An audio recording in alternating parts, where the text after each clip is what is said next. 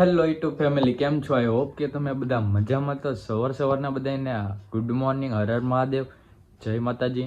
તો અત્યારે જો 9:30 થઈ ગયા ને હું જાગીને નાહીને ફ્રેશ થઈને કમ્પ્લીટ તૈયાર થઈ ગયો છું. અને આજે છે સોમવાર અને આજે મારા ભાઈની તિથિ છે. તો આજે 6 તારીખ છે. તો આજે મારા ભાઈની તિથિ અને એ એક્સપાયર થઈ ગયો, એની આજે તિથિ છે. તો એ કઈ રીતે થયું ને બધું તમને કહાની જણાવીશ. તો અત્યારે હું સવારમાં જો જાગીને અને નાસ્તો કરવાનો છે, અત્યારે ભગવાનની પૂજા એવું કરી લીધું છે અને પગે લાગી લીધું છે. અને આજે આપણે નાના છોકરા જે બાલ મંદિર આગળ ચાલે છે ને આપણી સોસાયટીમાં, ત્યાં જઈને નાના છોકરાને બિસ્કિટના પેકેટ આપવાના છે. તો એ સેવા કરવાની છે. તો આજે એ બધું તમને બતાવીશ, તો કન્ટિન્યુ વ્લોગમાં જોડાઈ રહેજો. તો ફેમિલી અત્યારે ભવાનોથના મંદિરે દર્શન કરવા આવી ગયા. આપણે દર્શનને એવું કરી લેવી.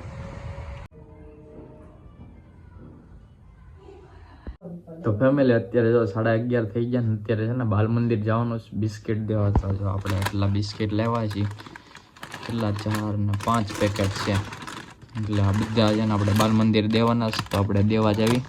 જો બધાને આપણે બિસ્કિટ આપી દીધા છે અને જો બધા છોકરા છે જોઈ શકો બધા. અમારા અંશુભાઈ ને જો શ્રુતિબેન આવી ગયા. જો શું ખાવાનું છે? શું ખાવાનું છે? શું ખાવાનું છે? હે બિસ્કિટ? હે જો તો એક તો ફેમિલી અત્યારે જો બધાને બિસ્કિટ આપણે આપી દીધા નાના છોકરાને. અને અત્યારે જો બપોરનું જમવાનું થઈ ગયું તૈયાર. તો જમવામાં જો શેનું શાક છે? કોબી પુલાવનું બધું મિક્સ છે અને રોટલી છે અને ખજૂર પાકે છે. જો તો આપણે છે ને ફટાફટ હવે જમી લેવી. તો ફેમિલી અત્યારે જો જમીને પછી ઘડીક આરામ કરી લીધો ને અત્યારે વાગે 5:30 જેવું થઈ ગયું છે, 5:45 જેવું. અને અત્યારે છે ને ભાણા અમારા ફાઈન છોકરો આવે છે ટ્રેનમાં, તો એને લેવા જવાનો છે રેલવે સ્ટેશન. તો એને લઈને પછી આપણે સાંજે પાઉંભાજી બનાવવાની. તો પાઉં લેવા જવાનું. પાઉં તો લગભગ નથી લાવવાના, પણ ખાલી ભાણાને લેવા જવાનું છે અને રોટલી કરી નાખશે કરે. તો અત્યારે હું પેલા ભાણાને લેવું. A few moments later. તો ફેમિલી અત્યારે જો 8 વાગી ગયા ને જમવાનું બની ગયું છે રેડી. અને અત્યારે જો હાર્દિકભાઈ આવી ગયા છે, જો જમવા બેસી ગયા. જો પાઉંભાજી છે અને ચિપ્સ બનાવી છે, ભૂંગળા છે અને સલાડ છે. તો જો પાઉંભાજીને આપણે છે ને ફટાફટ જમી લઈએ. મમ્મી ને પપ્પાને બનાવે છે, ચિપ્સ પાડે છે. તો આપણે હવે છે ને ફટાફટ જમી લઈએ. બીજા દિવસે સવારે ગુડ મોર્નિંગ. સવારના બધાને જય માતાજી, હર હર મહાદેવ, જય શ્રી રામ. તો બીજા દિવસમાં તમારા બધાનું સ્વાગત છે અમારા વ્લોગમાં. તો કાલે તો કંઈ વ્લોગ ઉતાર્યો નહોતો અને આજે પછી ઉતારી નાખ્યો, બે મિક્સ કરી નાખ્યો.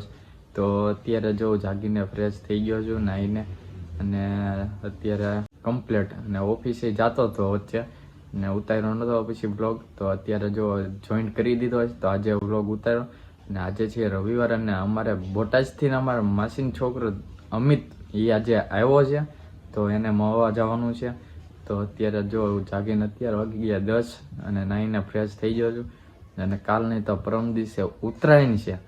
તો ઉત્તરાયણમાં ફૂલ મોજ કરવાની છે. હવે આપણે ડેઈલી કન્ટિન્યુ વ્લોગ ચાલુ કરવાના. અને મારે બહાર પણ જવાનું છે એક જગ્યાએ 2-3 દિવસ પછી. તો એ બધું તમને બતાવીશ. તો ફેમિલી જો અત્યારે બપોર છે ને, તો અત્યારે મમ્મી છે ને જમવાનું બનાવવા માંડ્યા. જો અહીંયા મારે છે ને ભૂંગળા તળવાના છે. અને મમ્મી શું બનાવશે?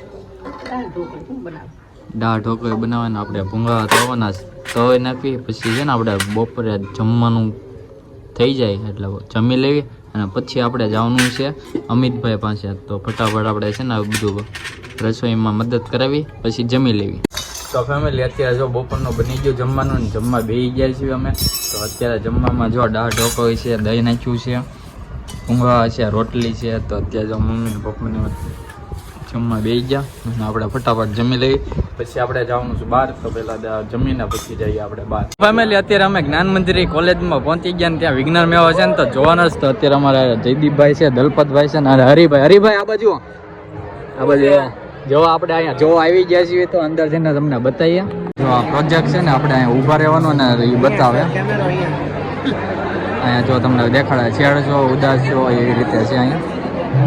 આ કાંઈક જો બનાવેલું છે, પુલ છે, પહાડ ને એવું બધું છે. આ જો હે કાશ્મીરનો પુલ બનાવ્યો શું છે? કાશ્મીરનો મોટો પુલ કાશ્મીરનો પુલ છે એવું છે.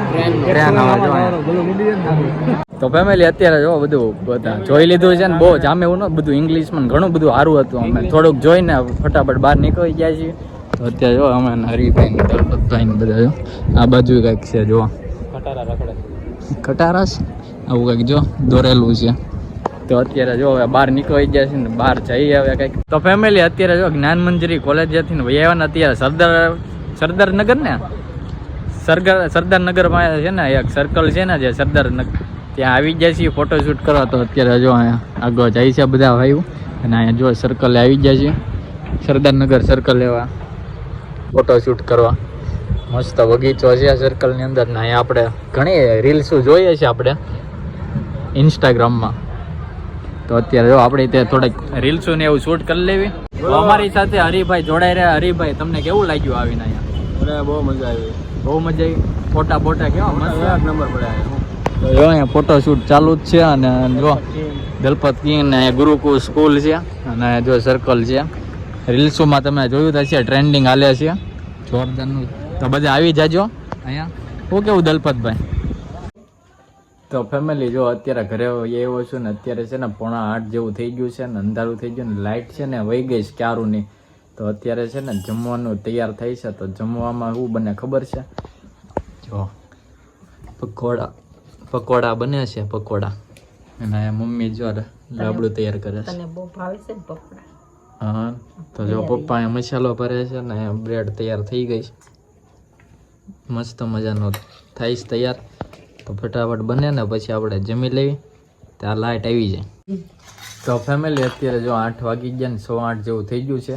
તો અત્યારે જમવા બેસી ગયા ને હજી કાંઈ લાઇટ આવી નથી. તો અત્યારે જો મોબાઈલની લાઇટ ચાલુ કરીને જમવા બેઠા છે. તો જમવાનું જો સોસ પકોડા તૈયાર થઈ ગયા છે અને ચા છે.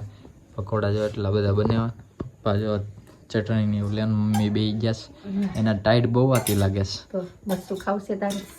મરચું નથી ખાવું. મોળી છે લીલા મરચાના પડ્યા લાગે અને બે થોડાક ગોટા પડ્યા છે.